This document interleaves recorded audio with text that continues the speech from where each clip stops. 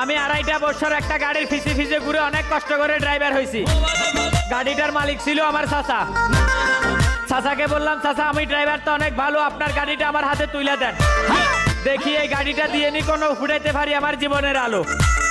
চাচা তার অনেক যত্ন সহকারে রাখা গাড়িটা আমার হাতে তুলে দিল।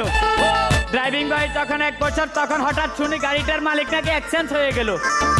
চাচাকে ফোন দিয়ে বললাম, চাচা কি হলো, কিছুই বুঝতে পারলাম না আমি।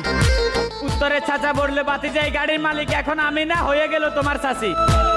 কিছুদিন পর দেখি এই গাড়ি আর আমার কন্ট্রোলে নাই।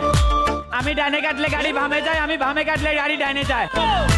হঠাৎ একদিন আমার চাচি ফোন দিল, অর্থাৎ গাড়ির মালিক ফোন দিয়ে বলে, বাবা আমার গাড়িটা আমাকে দিয়ে দাও, তুমি অন্য চেষ্টা করো। জিজ্ঞাসা করলাম, কেন চাচি কি হলো? বললো, আমার এই গাড়ির দক্ষ ড্রাইভার চাই। গাড়ির মালিকের এই কথা শুনে আমার মনে হচ্ছিল সেদিন আমার দেহ থেকে আত্মাটা বেরিয়ে গেল।